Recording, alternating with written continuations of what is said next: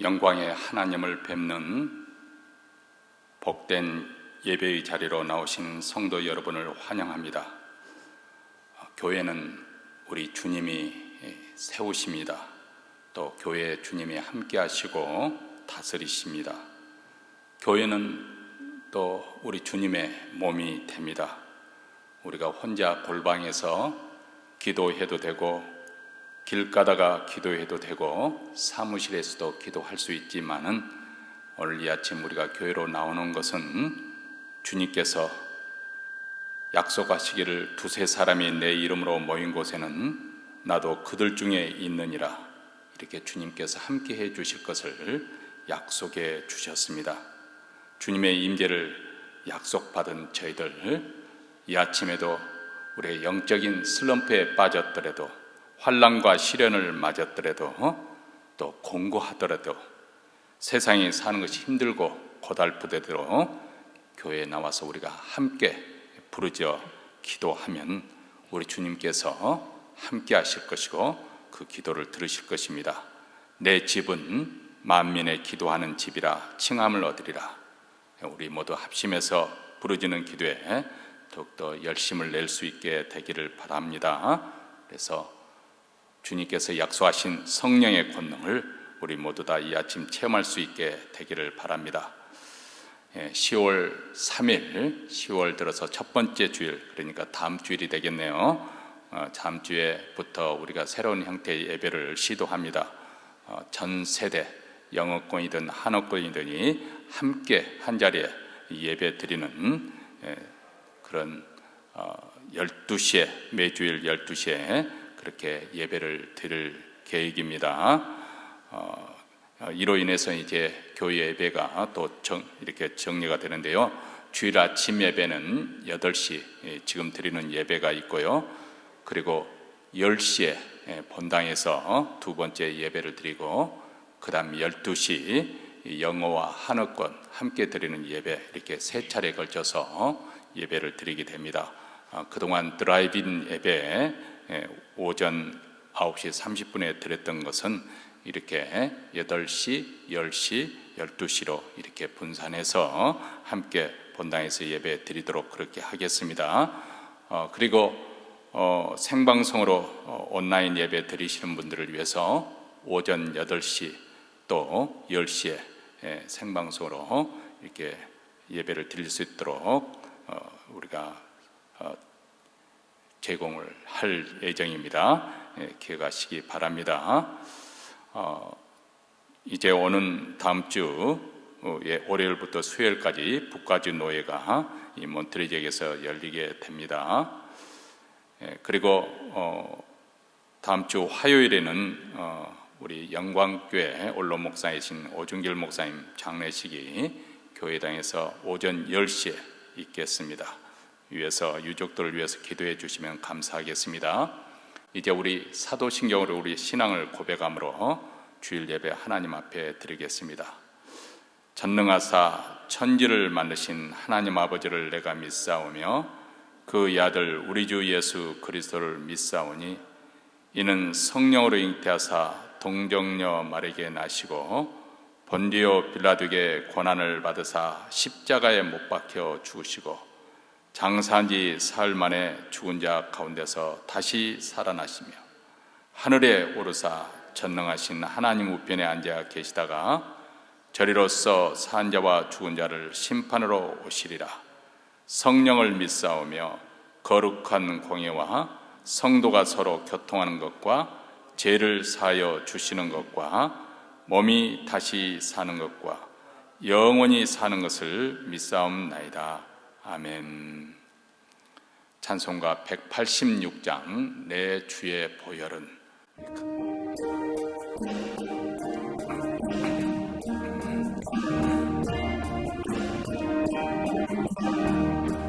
내 주의 보혈은 정하고 정하다.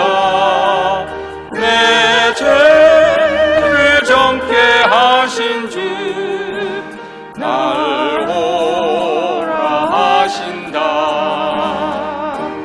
내가 주께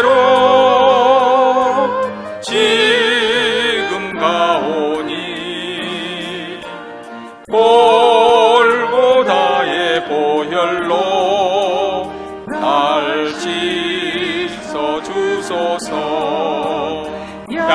약하고 주해도 주께로 나가며 힘 주시고 내 주함을 오직 써주시네.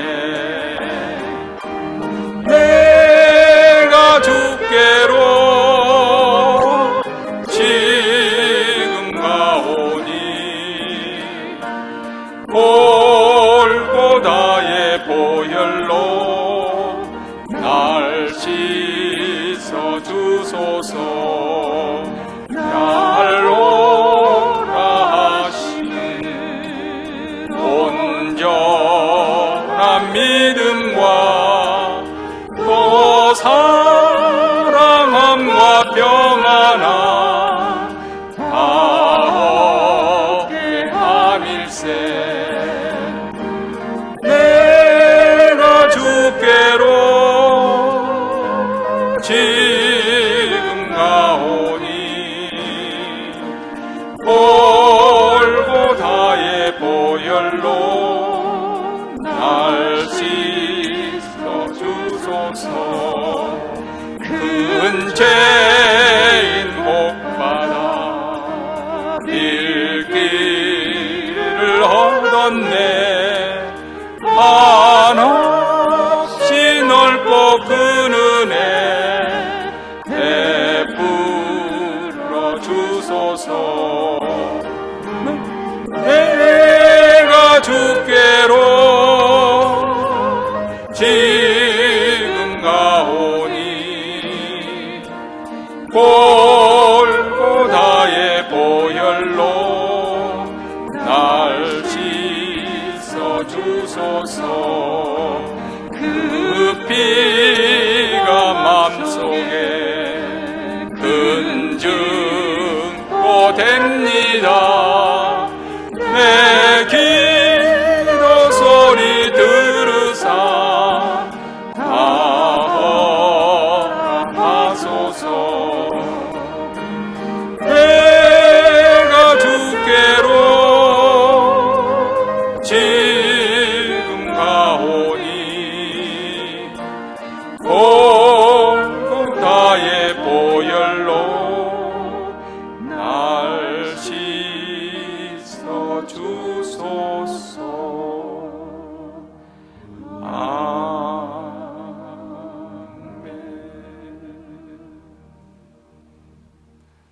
이 시간에 우리 합심해서 하나님 앞에 통성으로 기도할 때 먼저 오늘 예배 가운데 우리 하나님의 영광과 거룩이 충만하게 나타나기를 위해서 기도하십시다. 우리 모두 하나님의 임재가 생생한 경험하는 예배가 이루어지고 하나님을 만난 흔적을 안고 돌아가기를 원합니다. 주여 영광의 빛을 비춰 주시옵소서. 두 번째로는 하나님의 교회에 회개의 영이 역사하여 주셔서 우리의 죄를 돌이키며 하나님 앞에 자복하며 우리의 모든 허물과 완악함과 완고함과 거짓됨과 부패함과 더러움과 추한 것 모든 죄악을 하나님께 고백하십시다. 특히 불신앙과 불순종의 죄를 주님께 고백할 때 성령의 기름을 부어주시고 교회에 놀라운 부흥의 역사가 일어나고 몬트리는 모든 교회 이런 성령의 강한 역사로 오늘 또 하나님께 예배 드리게 하옵소서. 이렇게 교회 회개와 부흥의 역사가 일어나도록 위해서 기도하십시다. 세 번째로는 코로나 팬데믹 상황에서도 우리가 가지고 있는 모든 기도 제목, 가정의 기도 제목, 개인의 기도 제목, 우리 자녀들을 위해서 또 우리의 영적인 삶을 위해서 또 아픈 성도를 위해서 합심해서 이 시간 하나님 앞에 통성으로 간절한 마음으로 기도하겠습니다. 자비로우시고 은혜로우신 하나님 아버지, 오늘도 복된 주일 교회에 하나님께서 불러주심을 감사합니다. 하나님의 이름을 선포하며 찬양하며 높여드립니다. 오늘도 하나님의 거룩과 영광이 예배 가운데 충만해 나타난 우리를 사로잡아 주시고 압도하여 주시옵기를 원합니다. 하나님의 임재가 생생히 느껴지는 주일 예배가 될 수 있도록 주여 주장하여 주시옵시고 하나님의 거룩과 영광으로 말미암아 하나님 앞에 엎드려지는 귀한 예배, 하나님을 만나는 흔적을 안고 돌아갈 수 있도록 주의 얼굴을 비춰 주시옵소서. 그 영광의 빛이 우리 마음속에 있는 모든 어둠의 역사를 쫓아 주시옵기를 원합니다. 하나님 사랑하는 교회, 하나님께서 이 영광의 빛이 비점으로 아버지 하나님의 놀라운 회개의 역사, 부흥의 역사가 일어나기를 원합니다. 우리의 완악함과 거짓됨과 부패함과 아버지 더럽고 추하고 누추한 그 모든 것들 돌이키게 하시고, 무엇보다도 우리의 불신앙과 불순종의 죄에서 아버지의 완고한 마음을 녹이고 아버지 하나님 주님께서 물처럼 쏟아붓는 귀한 회개의 역사가 일어나기를 원합니다. 그래야 심령마다 성령의 기름에 물붓듯이 부어주게 하시고, 이 부흥의 역사가 아버지의 교회에 일어나게 하시고, 몬트레는 모든 교회들 아버지 하나님의 오늘도 예배 가운데 이런 놀라운 부흥의 역사, 성령의 강력한 역사가 임하기를 원합니다. 오늘도 살아가는 성도들 간절한 마음으로 기도 제목을 가지고 나왔습니다. 하나님 긍휼과 자비를 베풀어 주시옵소서. 은혜를 베풀어 주시옵소서. 성령께서 아버지의 긍휼과 자비 가운데 역사하여 주시기를 원하오니 주 예수 그리스도의 영광과 거룩이 나타나 아버지 하나님의 주님의 선하심을 보여주시고 맛보는 주 예배가 될 수 있도록 주여 우리를 불쌍히 여겨 주시기를 간절히 원하고 기도합니다. 하나님 역사하여 주시옵소서. 하나님의 거룩과 하나님 능력 가운데 역사하여 주시옵기를 간절히 원하고, 오 하나님 아버지 도와주시옵소서. 하나님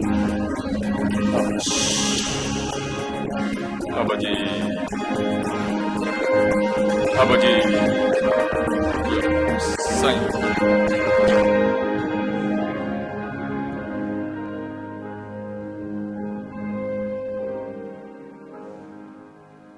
하늘에 계신 우리 아버지여, 이름이 거룩히 여김을 받으시오며 나라의 임하옵시며 뜻이 하늘에서 이룬 것 같이 땅에서도 이루어지이다. 오늘날 우리에게 일용할 양식을 주옵시고 우리가 우리에게 죄진 자를 사하여 준 것 같이 우리 죄를 사하여 주옵시고 우리를 시험에 들게 하지 마옵시고 다만 악에서 구하옵소서. 대개 나라와 권세와 영광이 아버지께 영원히 싸움나이다. 아멘. 하나님 말씀은 마태복음 13장 24절부터 30절까지 우리 다 같이 한 목소리로 읽겠습니다. 예수께서 그들 앞에 또 비유를 베풀어 가라사대 천국은 좋은 씨를 제밭에 뿌린 사람과 같으니 사람들이 잘 때 그 원수가 와서 곡식 가운데 가라지를 덧뿌리고 갔더니 싹이 나고 결실할 때 가라지도 보이거늘 집 주인의 종들이 와서 말하되 주여 밭에 좋은 씨를 심지 아니하였나이까? 그러면 가라지가 어디서 생겼나이까? 주인이 가로되 원수가 이렇게 하였구나. 종들이 말하되 그러면 우리가 가서 이것을 뽑기를 원하시나이까? 주인이 가로되 가만두어라. 가라지를 뽑다가 곡식까지 뽑을까 염려하노라. 둘 다 추수 때까지 함께 자라게 두어라. 추수 때 내가 추수꾼들에게 말하기를 가라지는 먼저 거두어 불사르게 단으로 묶고 곡식은 모아 내 곡간에 넣으리라 하리라. 아멘. 우리 하나님을 믿는 자들에게 가장 큰 고민이 있다고 한다면, 가장 힘든 문제 중에 하나가 있다고 한다면 그것은 악인이 번영하고 왜 의인이 고난을 당하는가 하는 문제일 것입니다. 사실 세상 사람들은 이 세상에 존재하는 악, 이것을 보고 하나님이 살아계신 것을 믿지 못하겠다고 하는 사람들도 많이 있습니다. 시편 1편에 보면은 의인과 악인의 삶은 분명하게 구분이 되지요. 악인은 멸망하게 될 것이고 의인은 형통하고 복을 받습니다. 그래서 우리는 하나님의 말씀을 즐거워하고 주야로 묵상하며 그 말씀대로 살기로 그렇게 다짐을 합니다. 그런데 우리 인생에는 많은 어려움과 갈등을 겪기 마련입니다. 그리고 악인이 득세하는 그런 세상을 보게 됩니다. 그래서 우리 마음이 불편해지는 것이고 또 실망하게 되고 낙심하게 되는 것이죠. 시편 73편에 나오는 시인도 우리의 고민과 똑같았습니다. 그는 말하기를 나는 거의 넘어질 뻔하고 나의 걸음이 미끄러질 뻔하였다. 왜냐하면 내가 악인의 형통함을 보고 오만한 자를 질투하였습니다. 악인의 형통, 모든 일이 잘 되는 것을 보고 자기 신앙에 큰 위기가 찾아왔다는 것입니다. 하나님께서 마음이 정직한 사람과 정결한 사람에게 선을 베푸시는 분인 줄 분명히 누구보다도 잘 알고 있습니다. 근데 막상 세상을 보니까 세상은 그렇지 않더라는 것이지요. 악인들이 잘 되는 것을 보고 시인은 시험이 들었습니다. 악인들이 세상에서 누리는 평안과 그 부요함이 부러웠고 질투가 났습니다. 심지어 그들을 보니까 죽을 때도 고통이 없고 사람들이 흔히 당하는 그런 고통도 없고 재앙도 그들을 피해가는 것처럼 그렇게 보였습니다. 오만과 폭력을 마치 액세서리처럼 목에 걸고 살아가는 악인들의 형통한 모습을 볼 때 주님을 정직하게 그리고 묵묵히 따라가던 우리 인생이 너무도 초라하게 느껴지기 시작합니다. 그들은 악인임에도 불구하고 그들의 신세는 언제나 신수가 훤하고 재산도 척척 늘어가는 것 같습니다. 그런데 하나님을 신실하게 믿는 나는 언제나 고난 가운데 있습니다. 사실 오늘날 자본주의 체제 아래 살아가는 우리는 빈익빈 부익부 극단적인 양극화 현상을 지금 목격하지 않습니까? 지금 이런 사회 구조 아래서는 한번 가난이라는 수렁에 빠지면 좀처럼 가난의 굴레에서 벗어나기가 쉽지가 않습니다. 심지어는 자식 세대까지 대물림하는 그렇게 지금 사회 구조가 되어 있습니다. 이런 세상을 보면 속이 상하게 되고 자신도 모르게 거친 비판으로 입에 가득하게 되는 것이죠. 시편 73편의 기자도 고뇌도 여기 있습니다. 내가 죄를 짓지 않으려고 발버둥거리면서 그렇게 노력했던 것도 다 의미 없는 일이 아닌가. 그렇다면 나도 저들같이 그런 식으로 인생을 살아가야 되는 것인가. 적당히 속이면서 세상과 타협도 하면서 살 걸 그랬나. 그러면 나도 더 인생을 쉽게 살 것 같고 돈도 더 많이 모을 수 있었을 텐데, 그런 생각이 됩니다. 또 그렇게 생각하다가도 그렇게 사는 것은 하나님 말씀을 지키지 않는 것이고 주님을 배신하는 것 같아서 괴로워하며 고통스러워하는 것이죠. 언제 그런데 반전이 이루어집니까?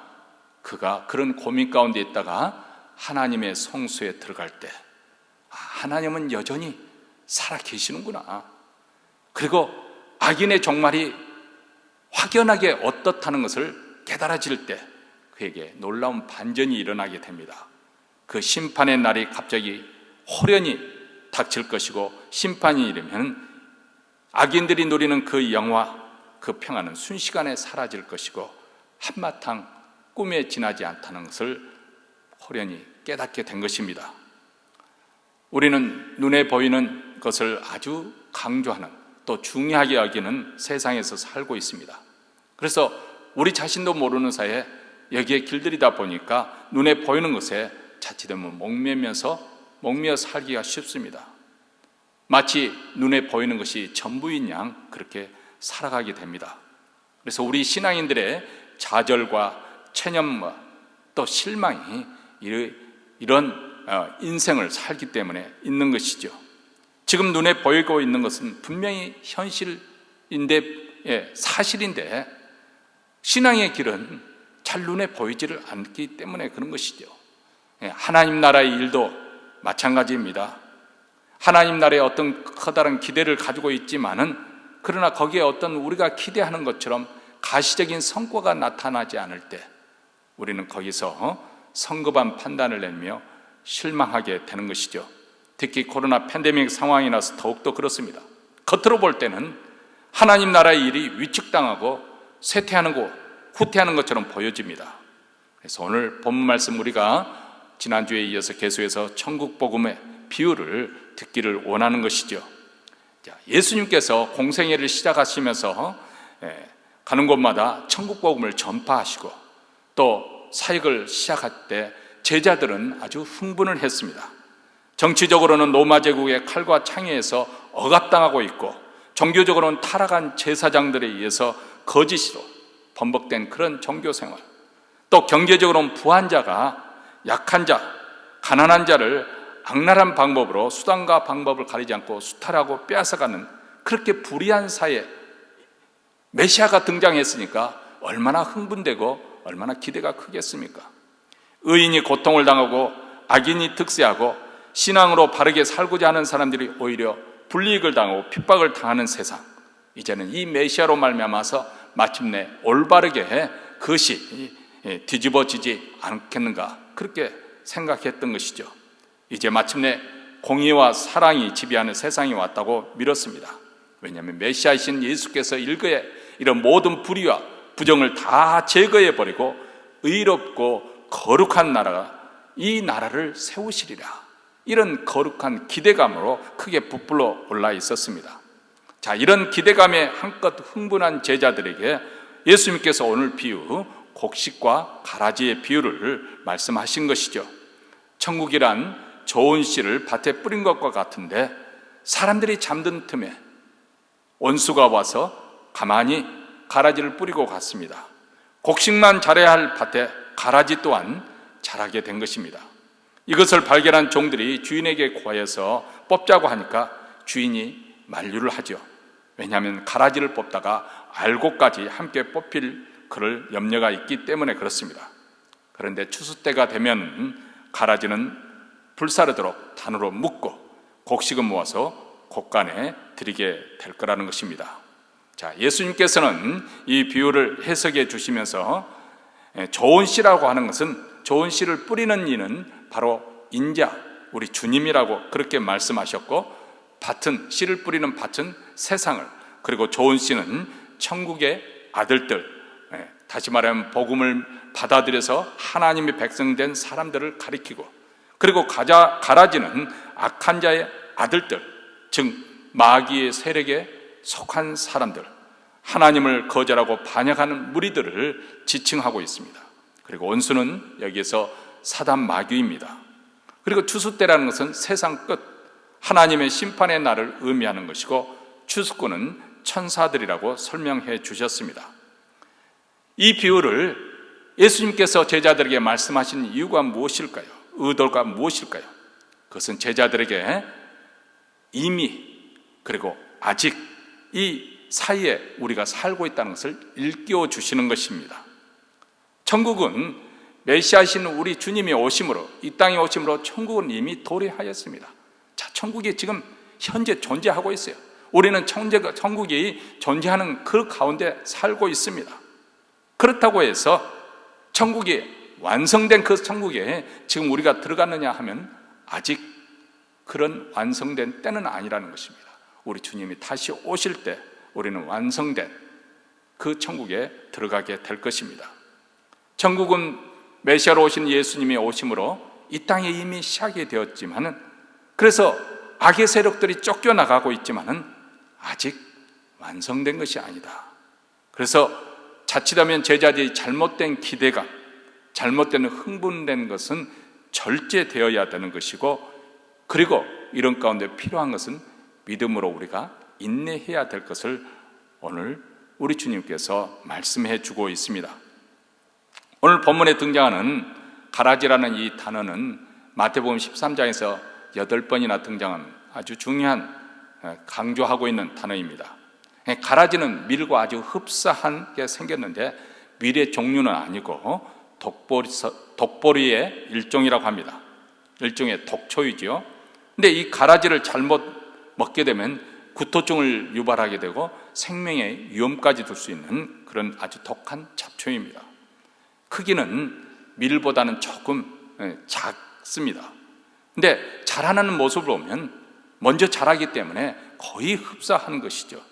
그래서 가라지가 자랄 초기 단계는 사람들이 밀과 이 독초로 가라지를 구별하기가 쉽지 않습니다.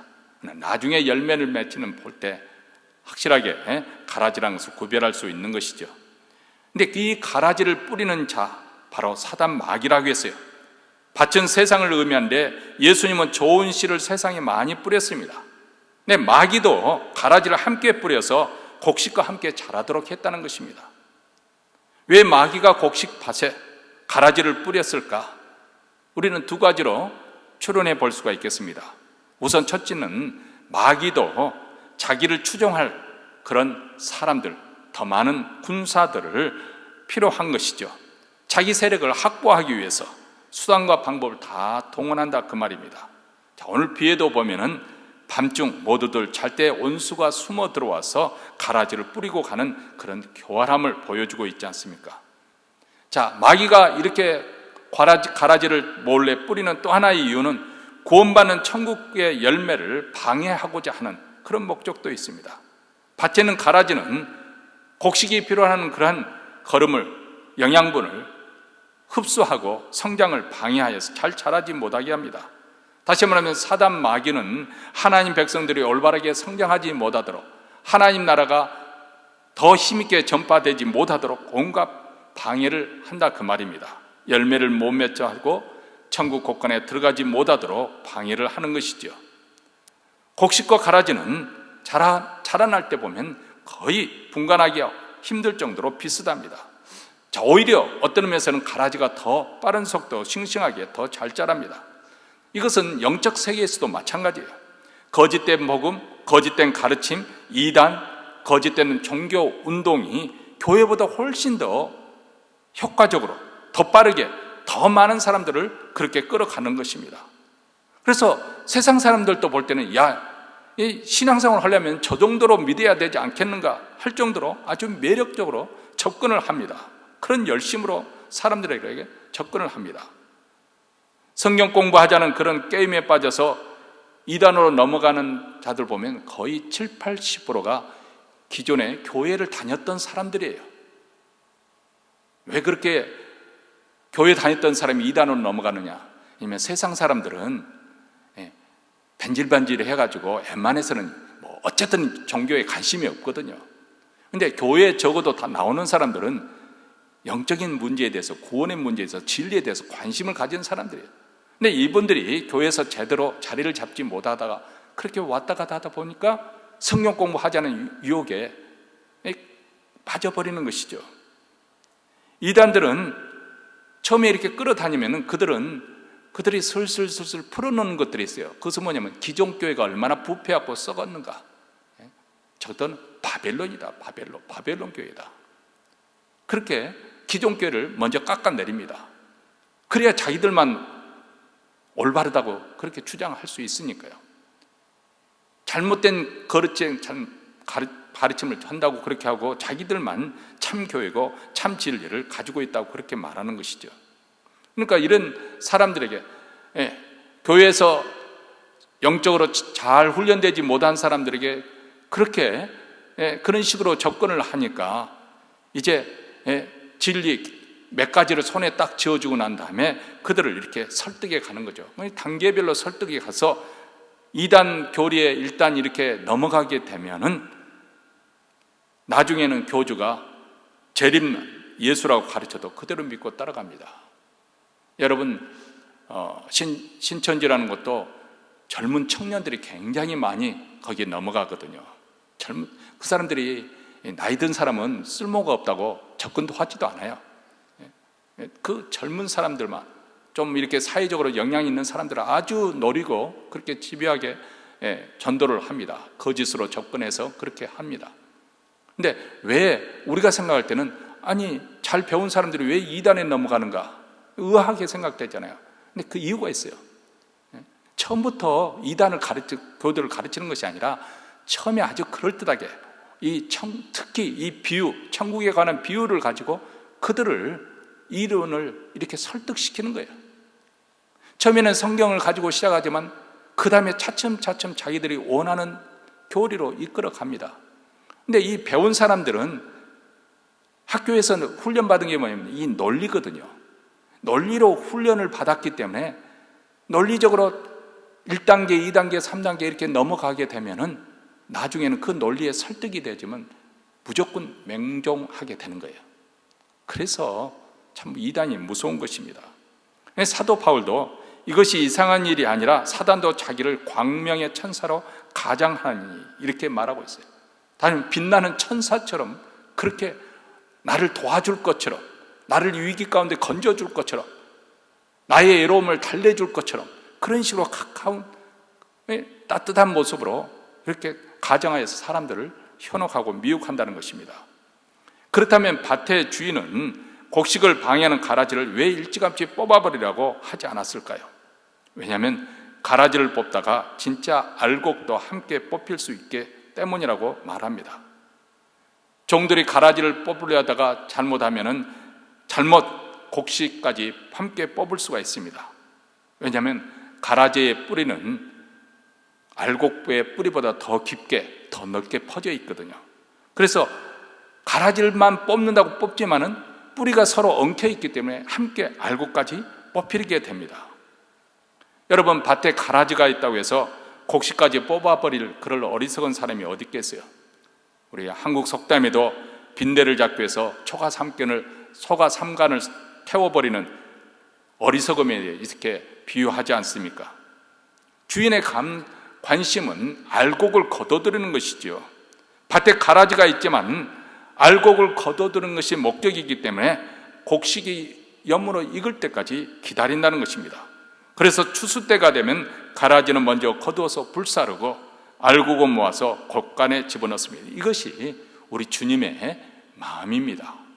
우리가 볼 때는 이 세상에 왜 이렇게 불의가 많은데 우리 주님이 개입하지 않으시고 내버려 두시는 것일까? 그렇게 느껴질 때 있지만 우리 주님께서 그럴 능력이 없거나 그것을 할 수 없도록 그냥 내버려 두는 것이 아니라 우리를 사랑하시기 때문에, 우리를 아끼시기 때문에 그렇게 하신다는 거예요. 우리를 소중히 여기기 때문에 다치지 않을까?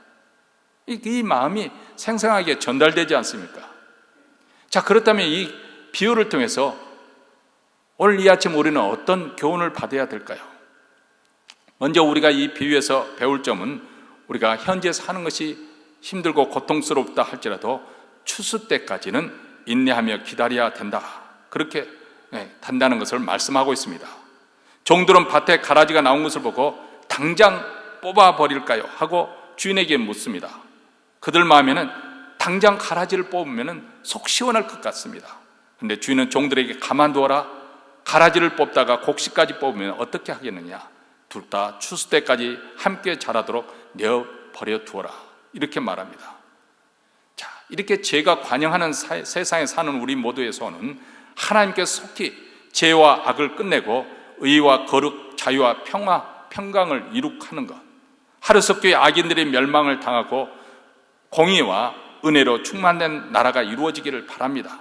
근데 우리 주님은 추수 때까지 참고 기다리라는 것입니다. 왜냐하면 하나님께서 성급하게 심판을 하실 때는 오히려 하나님의 일을 그르치기 쉽기 때문에 고통스럽지만 여기서도 하나님의 기쁜 뜻이 있기 때문에 의심하지 말고 추수 때까지 인내하라는 것입니다. 여러분, 우리가 코로나 팬데믹 상황에서 어떻게 살아야 될까? 정말 답답하고 힘들고 고통스러운 이런 때 불의로 인해서 우리는 불평하지 말고 참고 견디면서 하나님을 믿는 신앙에서 굳게 서야 합니다. 말씀과 기도에 더욱 열심을 내고 성령님을 의지하는 그런 삶을 우리는 살아야 됩니다. 사도 베드로는 우리에게 이렇게 권면을 합니다. 베드로후서 3장 14절에 그러므로 사랑하는 자들아, 너희가 이것을 바라보나니 주 앞에서 점도 없고 흠도 없이 평강 가운데서 나타나기를 힘쓰라. 우리 주님은 우리의 신앙이 아름다운 결실을 맺어서 하나님 앞에 점도 없고 흠도 없이 서기를, 그렇게 자라기를 원하십니다. 그러므로 우리는 추수 때까지 열매를 많이 맺도록 인내하며 기다리는 신앙생활이 되어야 할 것입니다. 두 번째로는 우리는 가라지를만 바라볼 것이 아니고 알곡이 자라고 있다는 그것을 바라보는 안목을 가져야 합니다. 종들은 가라지를 보고 놀라서 주인에게 보고를 했습니다. 왜냐하면 그들의 눈에는 가라지가 유독 크게 보였기 때문이죠.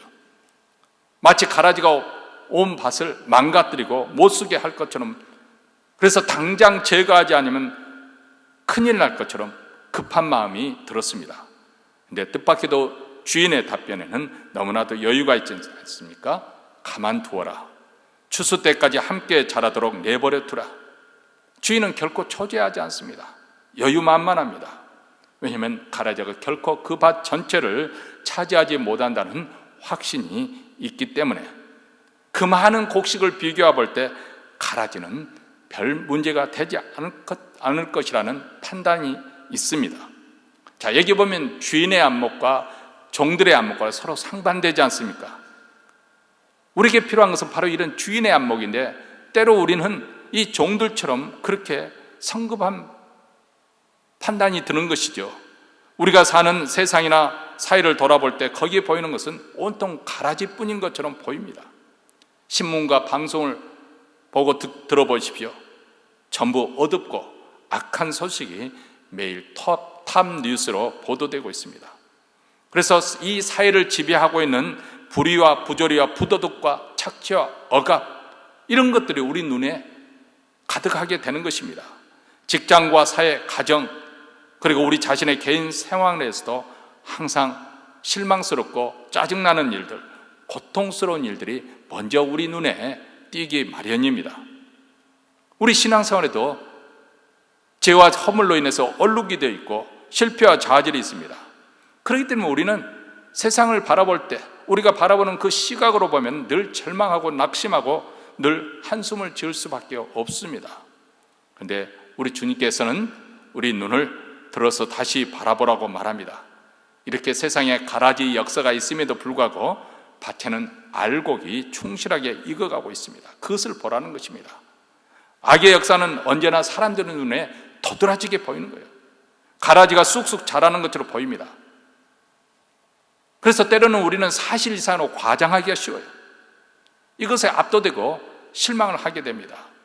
그런데 우리가 미처 보지 못하는 순간에도 우리 주님이 뿌린 곡식들은 잘 자라고 있습니다. 비록 요란하지 않지만, 눈에 확 드러나지 않아서 별로 효과가 나타나지 않는 것 있지만, 그러나 결코 무시할 수 없는 놀라운 세력으로 확장되어 가고 있습니다.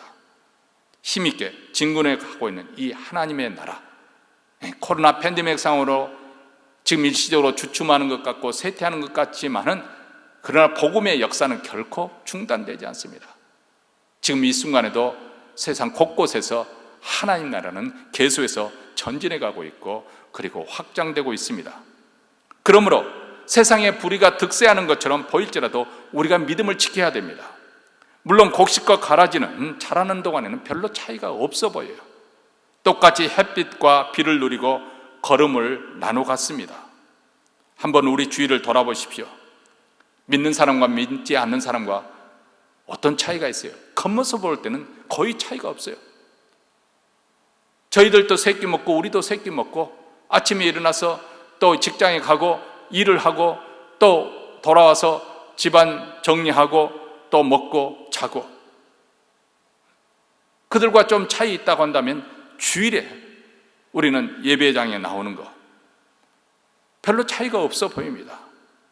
그런데 오늘 말씀 보면은 자라는 동안 곡식과 가라지는 별로 차이가 없어 보이지만은 결말이 너무 다르다는 것입니다. 오늘 말씀 42절에 보면 풀무불에 던져 넣으리니 거기서 울며 이를 갈미 있으리라. 그러나 43절 보면은 그때 의인들은 자기 아버지 나라에서 해와 같이 빛나리라. 기 있는 자는 들으라. 기 있는 자는 들으라. 들을 귀가 있는 자가 복됩니다. 그 결말이 어떻게 맺어질 것인지 그것을 바라볼 수 있는 안목 있는 사람이 복됩니다. 2차 대전, 세계 2차 대전, 연합군이 프랑스 노르망디에 착륙하는 그 작전 날짜를 D-Day라고 하였습니다. 그때 노르망디 상륙 작전이 이루어진 것이죠. 그 당시 독일군이 전 유럽을 점령하고 있었습니다. 오직 영국만 지금 남아있는 그런 상황입니다. 그런데 이 D-Day를 기점으로 해서 결정적으로 이제부터는 연합군의 승리로 확실하게 기울어졌습니다. 이제 독일의 패망은 시간 문제입니다. 승리가 눈앞에 온 것입니다. 자, 그렇다고 해서 전쟁이 그쳤느냐 하면 그렇지는 않아요. 독일군은 패퇴하면서도 계속 저항하면서 싸웠습니다. 완전히 항복하는 V-Day, 이 빅토리어스 데이까지 연합군은 계속해서 싸웠고 독일군이 마침내 무조건 항복할 때까지 그렇게 싸우면서 전진해 갔던 것이죠. 자, 우리도 마찬가지입니다. 우리는 이 D-Day와 V-Day 사이에서 살고 있습니다. 예수님의 십자가와 부활의 사건을 통해서 사단은 결정적으로 패퇴를 했어요. 승리는 이미 확정적입니다. 우리 주님이 승리하셨고 우리도 주님과 함께 승리합니다. 예수 그리스도의 피로 구속함을 받은 하나님의 백성들, 하나님 말씀에 순종하는 가운데 우리가 이 하나님 나라 속에 그렇게 삽니다. 그러나 이 어둠의 세력들은 이제는 결정적으로 패퇴를 하였습니다. 그래서 복음이 전파되어 하나님 나라가 계속해서 확정됩니다. 이렇게 하나님의 나라는 이미 확정적으로 우리 가운데 임하고 있습니다만, 우리가 잊지 말아야 될 것은 우리 주님이 다시 오시는 그 V-Day까지 영적 싸움은 계속된다는 것입니다. 왜냐하면 마귀가 결정적인 패배를 당했지만은 완전히 항복하는 그날까지 계속 저항하면서 싸우기 때문에 그렇습니다.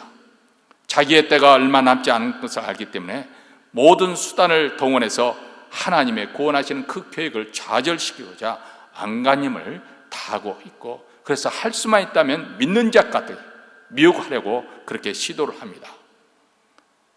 그러나 때가 이르게 되면 우리 주님이 이 모든 것에 결론, 종결을 지으실 것입니다. 모든 것을 정돈시킬 것입니다. 곡식은 곡간에 드리고 가라지는 불태우게 될 것입니다. 마귀와 그를 추종하는 모든 악한 자들은 불못에 던지우게 될 것이고, 주님을 신실하게 믿었던 이들은 영광과 존귀함으로 천국에서 해같이 빛나게 될 것이다.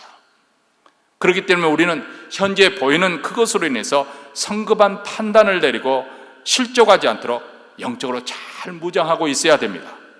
하나님 나라가 더디 이루어져 간다고 쉽게 낙심하거나 실망하지 말아야 합니다.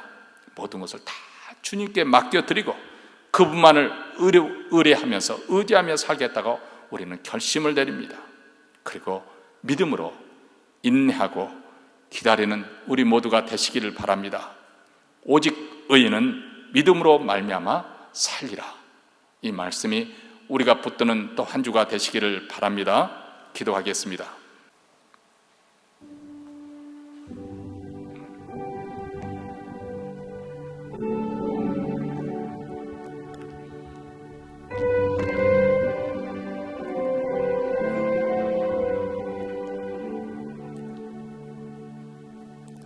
사랑하는 성도 여러분,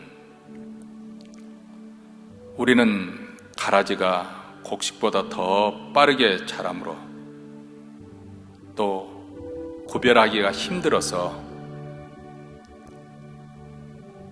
우리 신앙생활 하는 것이 낭망이 될 때가 있습니다. 실망이 될 때가 있습니다. 선과 악이 혼동되지고 뒤범벅이 되는 이런 세상에서 우리가 살면서 우리는 좌절함을 겪습니다. 근데 우리 주님이 오늘 말씀하시기를 추수 때까지 우리가 인내하며 기다려야 할 것을 분명히 말씀하고 있고, 추수 때가 되면 분명히 선과 악은 구분되어질 것을 말씀해 주고 있습니다.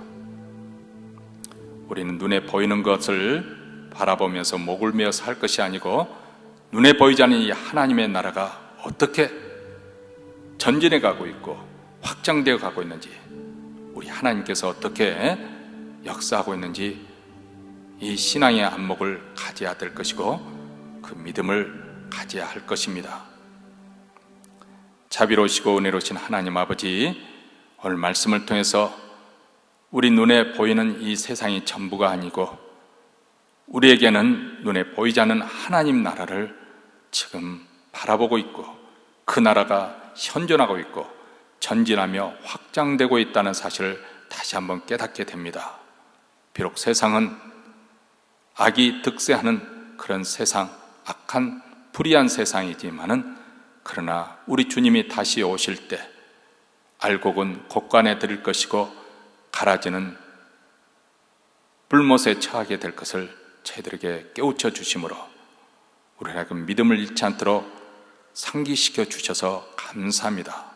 이제 또 한 주 오직 의인은 믿음으로 말미암아 살리라는 이 말씀을 의지하며 그까지 인내하며 또 믿음으로 사는 저희들 되고자 하오니 주께서 선히 인도하여 주시고 또 이끌어 주시옵기를 간절히 원합니다.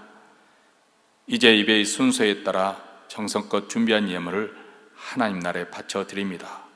주여 받아주시고 이 천국 복음이 땅끝까지, 특별히 우리 북한 동포에까지 증거되게 하여 주시고 사랑하는 교회 사명 잘 감당하게 하시며 오늘 또 예배의 자리로 나온 사랑하는 성도들에게 하늘의 신령한 복을 이 땅에 기름진 것으로 채워주시고 저들로 하여금 인내하며 믿음을 지키는 자가 되게 하여 주셔서 자자손손 우리 주님 주시는 그 복락을 누리는 귀한 가정이 되게 하옵소서. 이제는 우리 구주 예수 그리스도의 은혜와 하나님 아버지의 무한하신 사랑과 성령의 교통하심이 인내하며 믿음을 지키고자 다짐하며 이 자리를 떠나는 사랑하는 주의 백성들, 그 가정과 기업과 교회 위에 영원토록 함께 있을지어다. 아멘.